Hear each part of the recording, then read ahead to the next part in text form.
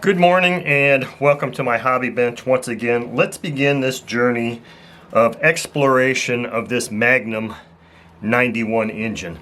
So the first thing I want to start with is this push rod, which I did manage to straighten out, and it's about as straight as I'm able to get it. I don't have a surface plate, but it rolls pretty straight. So the thing that I discovered about this push rod is that it's pretty soft material, and I'm thinking here maybe that is by design so that what happened and it bends. I don't know. So I wasn't sure what I was supposed to do for replacement push rod, so I talked to my machinist friend Bill via email, and he told me to get drill rod material from McMaster Car. So the first thing I did was I took some measurements, and this is in metric millimeters. And so I took a reading of how big this thing is, and maybe I can just convert it to 2.13 long, 2.13 inches long by, we're talking 0.118 diameter.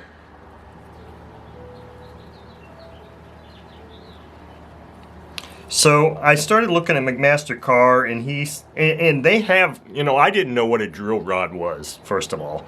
So the beautiful thing about a drill rod is they come in short lengths, and I don't have to cut this thing. So I ended up buying 2 sets of drill rod material.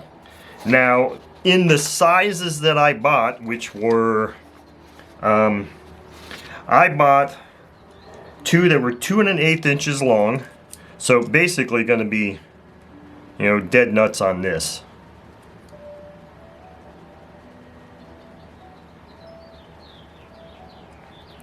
Is that what I said the first time? Yeah.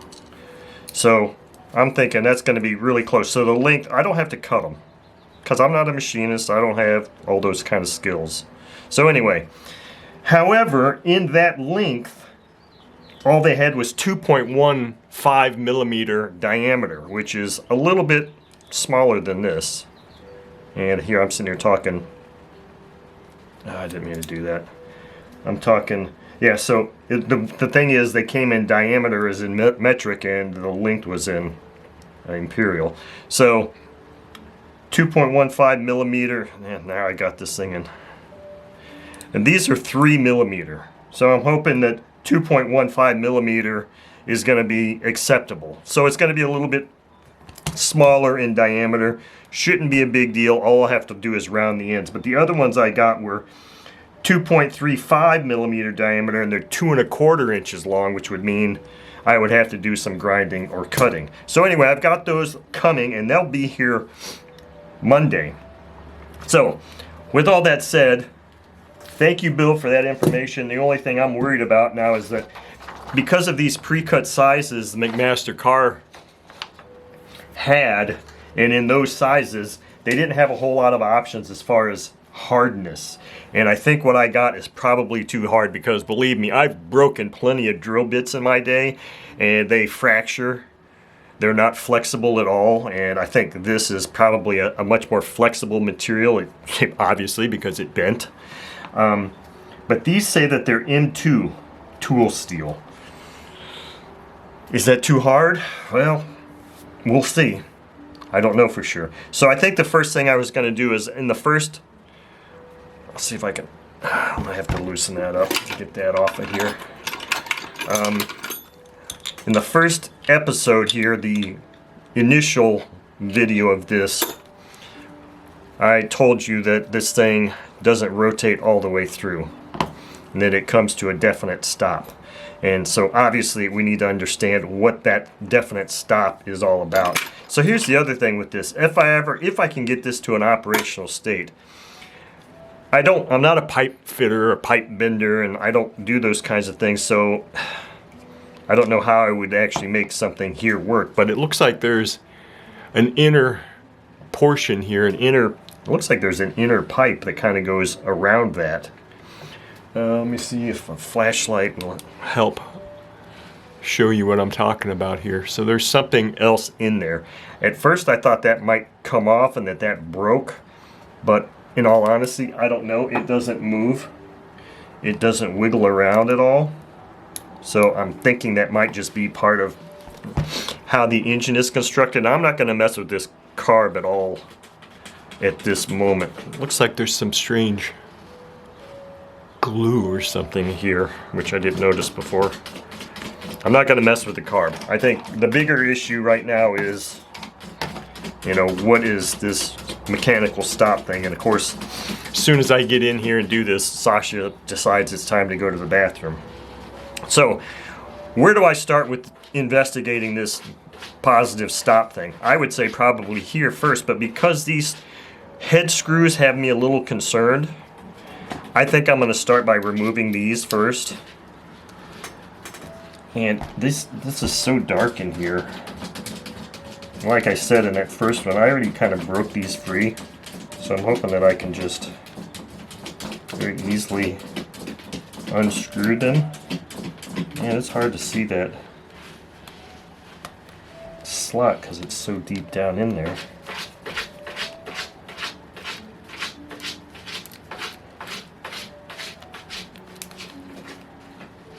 So, pardon me while I whip this out.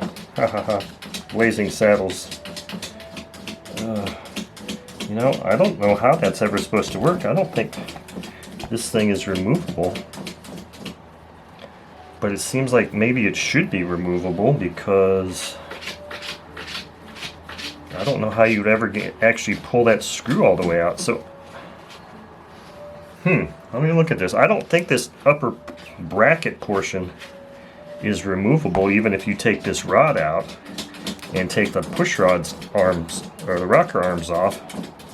I don't see anything holding it in place, but yet it's kind of making it impossible for the screw to come out of that hole. So what the hell is that all about?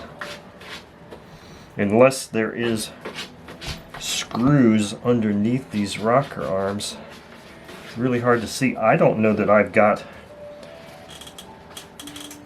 a tool small enough to actually remove one of these pins.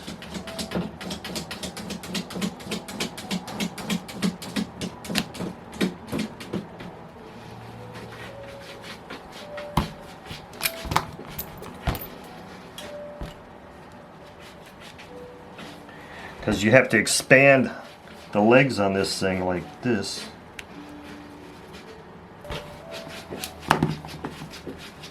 And of course it wants to rotate around as you try to do that too. There's got to be a way to take these arm things off, because the support's off, because otherwise how are you ever supposed to get those screws out of there?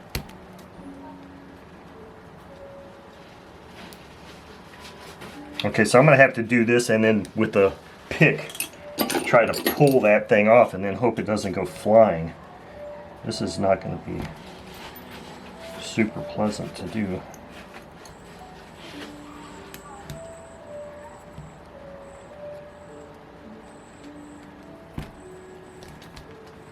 It could result in some foul language.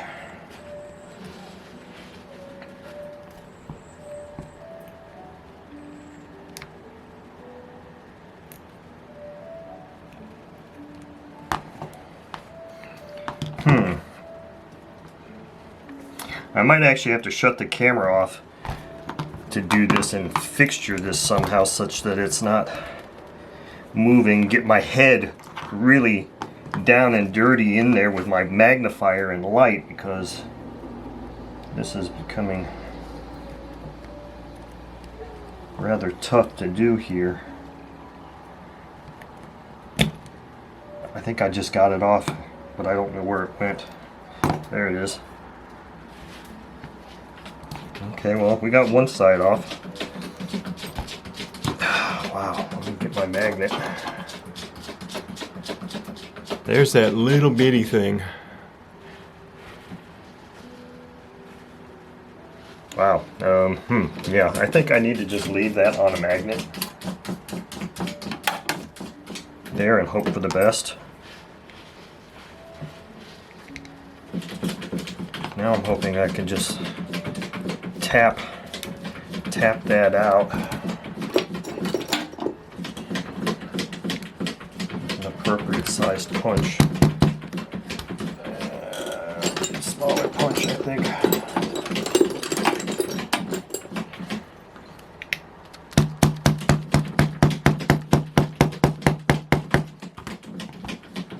It's coming out. There's one rocker arm off.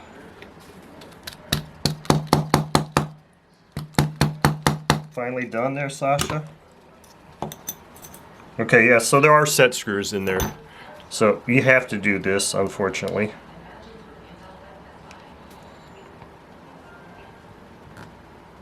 And that other little clip just came off.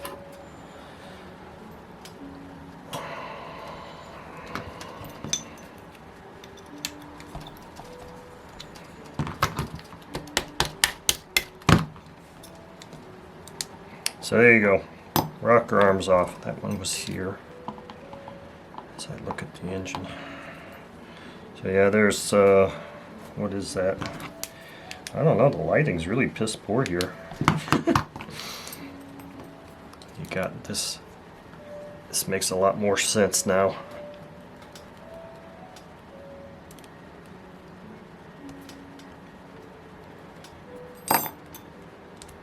Makes much more engineering sense to have it designed like this, to have this thing be removable.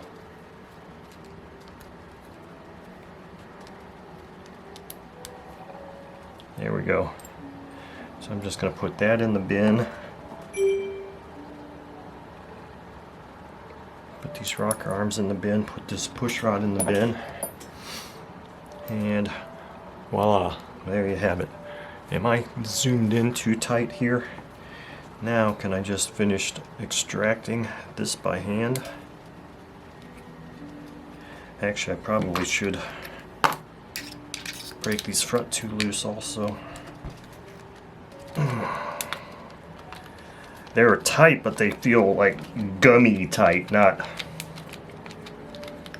torque tight, because it's like gummy feeling unscrewing this.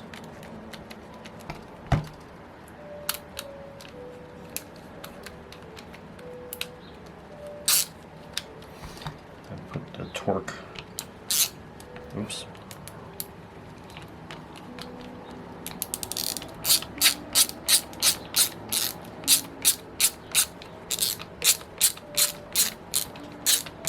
So this engine differs vastly from that review article that I posted on the first one, because that review article showed like screws going up this way with nuts holding it in place, maybe? I mean, it wasn't fastened like this.